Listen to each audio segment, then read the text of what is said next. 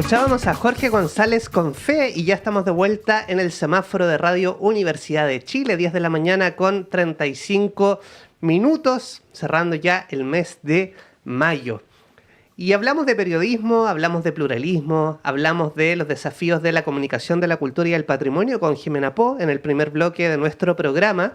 Y ahora les vamos a contar de un interesante hallazgo que realizó un investigador de la Universidad de Chile al descubrir un nuevo tipo de plesiosaurio en Columbia Británica. Se trata de Rodrigo Otero, investigador de la Red Paleontológica de la Universidad de Chile, quien colaboró en el descubrimiento de Trascasaura sandrae, una nueva especie de plesiosaurio o reptil marino hallado por un grupo de especialistas liderados por el paleontólogo Dr. Frank Robin O'Keefe de Estados Unidos. Al revisar su anatomía nos dimos cuenta que había aspectos muy inusuales que justificaban la elección de un nombre nuevo. Esto es una especie nueva para la ciencia, dice el investigador, con quien tenemos la suerte de conversar. Rodrigo Otero, ¿cómo estás? Bienvenido al semáforo. Gracias, buenos días. ¿Qué tal? Muy buenos días. ¿Desde dónde nos saludas, Rodrigo? Yo estoy cerca de San Vicente de Aguatagua en este minuto. Perfecto. Hay un museo bien interesante además por ahí, el MELT. Sí. Cuando tengan la oportunidad, por favor, vayan a verlo. Está muy bonito. Bastante informativo. Sí, claro. Bueno, Rodrigo, muchísimas gracias por este contacto. Y cuéntanos sobre este hallazgo que, leyendo alguna información, entiendo que ya tiene su tiempo, ¿no? De investigación.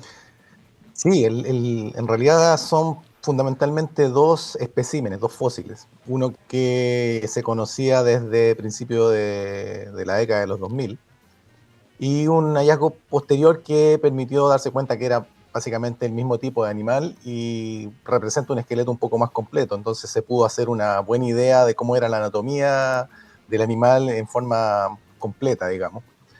Y este material había permanecido mucho tiempo sin un nombre específico, sin haberse estudiado a fondo. Y pese a que incluso había sido proclamado el fósil emblemático de Columbia Británica, pese a esa importancia social que tenía, todavía no tenía una investigación en detalle. Y en ese sentido, el equipo de Frank O'Keefe lideró esa investigación y, bueno, tomó contacto con nosotros también porque con el doctor O'Keefe tenemos colaboraciones de una larga data. Y parte de lo que él había visto en la anatomía de este bicho le parecían tan raros como las formas que nosotros habíamos estudiado hace más de una década acá en Chile y en el Cono Sur, en la Antártica, y pensó en una primera instancia que podían estar relacionados, lo cual al final de la investigación nos dimos cuenta que no era así, simplemente son dos animales que se parecen mucho, pero no tienen un parentesco directo. Bueno, hay una declaración del doctor Frank Robin O'Keefe que dice: la primera vez que vi los fósiles me di cuenta que representaban algo nuevo en taxonomía. Pensé que podía estar relacionado con otros plesiosaurios antárticos y sudamericanos. Mi colega chileno Rodrigo Otero no pensó igual y estaba en lo correcto. Trescasaura es raro, evolucionado convergentemente, una bestia fascinante. Cuéntanos sobre el proceso de bautizar, podríamos decir, ¿no?, esta nueva especie. ¿Por qué se llama así? Claro.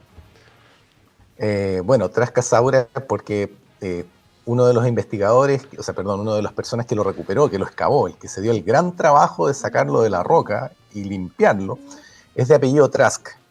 De ahí viene la denominación del género. Y Sandra es el nombre de la madre del doctor O'Keefe, que lamentablemente falleció hace unos años atrás. Entonces quiso honrar a su madre y esa es la razón del nombre, digamos. Perdón, la denominación del nombre. La razón del nombre es que este bicho es absolutamente nuevo en comparación a todos los plesiosaurios conocidos. Y la idea inicial de que podía parecerse a las formas australes era porque este animal tiene un cuello muy extraño, tan extraño como los que habíamos visto acá en la región de Chile central. En general, si tú ves un cuello de un plesiosaurio, vas a ver un centro vertebral, un hueso redondo, así aplanado, con un montón de cosas que salen para los lados. Lo voy a simplificar mucho. Pero básicamente son una cosa que sale hacia arriba, que es la espina neural, y las costillas que salen hacia los lados. Y en general están recurvadas hacia atrás.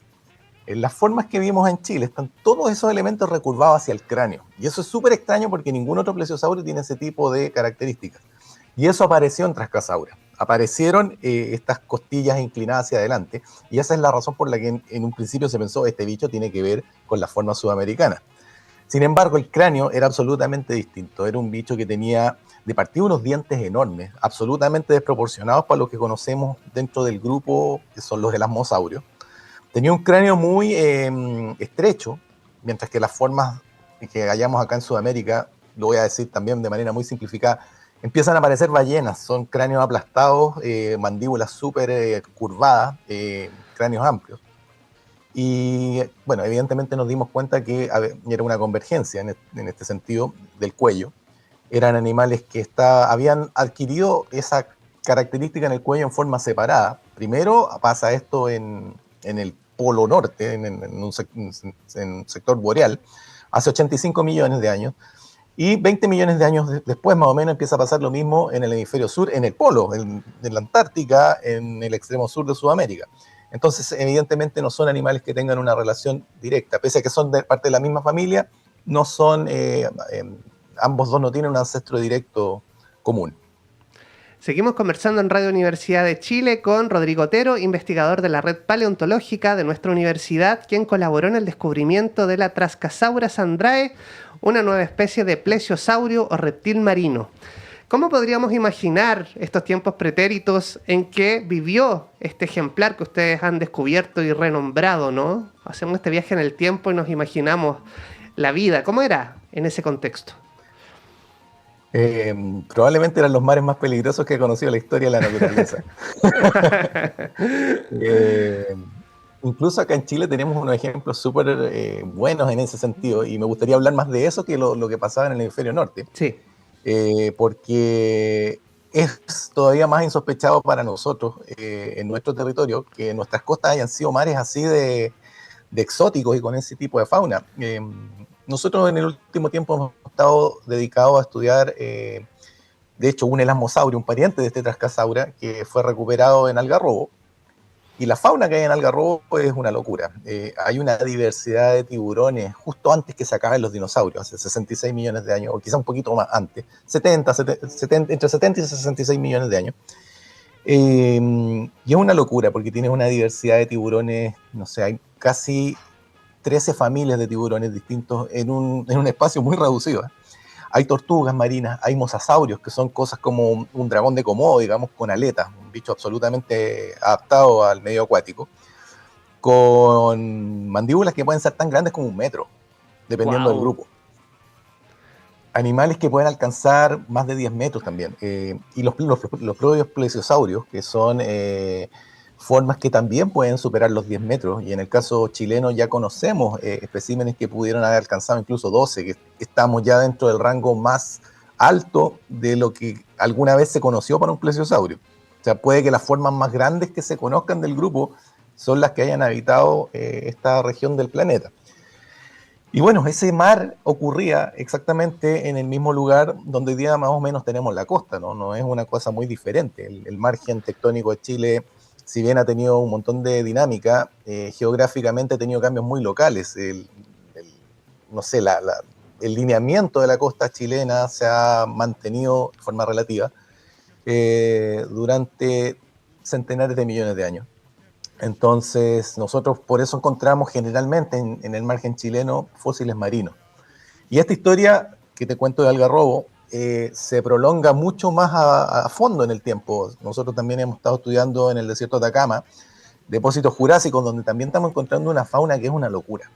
También animales enormes. En este caso encontramos, por ejemplo, un pliosaurio, que es algo así como si tuvieran mezclar la cabeza de un cocodrilo, simplificándolo mucho, con el cuerpo de un lobo marino, y a eso darle una longitud de 7-8 metros, wow, con unos dientes del porte de un plátano. Es un bicho enorme, depredador claramente. Y también asociado a cocodrilos marinos, asociado a unos peces filtradores que pudieron medir 15 metros, o sea, verdaderas ballenas, pero más emparentados a las actuales merluzas, por ejemplo.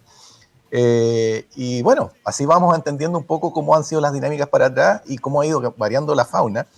Y sin duda que hoy día uno se asoma a un mar que representa o que contiene animales que realmente son sorprendentes, pero que son la culminación actual de una historia súper antigua y con mucha variación de fauna y con animales que hasta el día de hoy nos sorprenden y nos van a seguir sorprendiendo porque los hallazgos van a continuar. Bueno, y se me viene a la mente, para quienes puedan visitar o anden por ahí o nos escuchen en Punta Arenas, ¿no? El Museo de Historia Natural de Río Seco, donde se conserva una plesiosauria, que podríamos decir que tiene algún parentesco quizás más distante, ¿o no? Con este descubrimiento de la Trascasaura sandrae. Sí, no, quiero hacer una precisión. El fósil que está allá es una ictiosauria. Ay, perdón, me confundí. Es otro bichito. Pero era sauria. Sí, es un reptil. Claro, y en San Vicente de Tahuatahua. Uh-huh. Y en San Vicente de Tahuatahua había también, ¿o no? Encontraron también restos de... No, San Vicente es un contexto súper diferente, mucho más reciente. La Son laguna de Tahuatahua. 12.000, 13.000 años. Nosotros en el caso de estos reptiles marinos estamos hablando de decenas de millones de años. La ictiosauria que está en Punta Arenas es un material espectacular, con preservación de los embriones. Los ictiosaurios son unos reptiles que, a modo muy general, tienen una forma parecida a un delfín. Sí. Mientras que los plesiosaurios que estamos viendo acá son un grupo que en la cultura popular se los ha asociado a este bicho del monstruo del lago Ness, cuellos alargados con aletas. Son dos linajes que tienen un ancestro muy antiguo, perdido en el tiempo, pero que están claramente disociados durante el Mesozoico, tienen una historia aparte, no son parientes cercanos, digamos. Y en el caso de Tahuatahua, claro, es un ensamble de fauna que de partida es continental, es una laguna, con mamíferos continentales terrestres también en el registro, o sea, tampoco hay una vinculación directa, lo cual no le resta en ningún caso importancia a ninguno de los tres casos. Son tres lugares o tipos de fósiles que son interesantes de visitar sin duda. Sí, claro, nos permiten un viaje en el tiempo y la invitación nuevamente a visitar estos espacios, ¿no? Pienso en el Museo Nacional de Historia Natural acá en Santiago, en el Museo El Melt de Tahuatahua, también el Museo de Historia Natural de Río Seco, ahí en la región de Magallanes. Rodrigo, nos queda un poquito más de un minuto. Quisiera preguntarte, la gente que quiera aprender más de paleontología, como yo, por ejemplo, ¿no? Siempre hay mucho para aprender. ¿Qué consejos nos darías? ¿Hay alguna posibilidad de aprender algún taller, algún curso?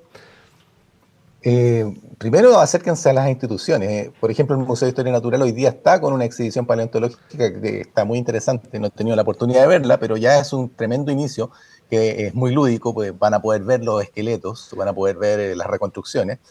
Y los medios, las redes sociales de las instituciones también están poniendo a disposición un montón de información al respecto. Cada nuevo hallazgo se está dando a conocer a través de distintos medios, entonces esperamos que eso también pueda permear en la comunidad que esté interesada en estos nuevos hallazgos y en estos nuevos trabajos. Eso es una primera aproximación que podría sugerir. Claro, y todo un mundo nuevo para explorar desde la paleontología. Muchas gracias, Rodrigo Otero, por esta conversación y felicitaciones por este hallazgo a todo el equipo internacional que participó. Muy bien, y despedimos a Rodrigo, muchas gracias, y nos tenemos que despedir también el día de hoy. Muchísimas gracias por su sintonía, y nos vamos a ir con música, ¿no? Vamos a viajar hasta Argentina, un grupo que probablemente usted conozca, un grupo llamado Miranda, que nos va a cantar Otra Vez. Nos vemos mañana a las 10. Chao.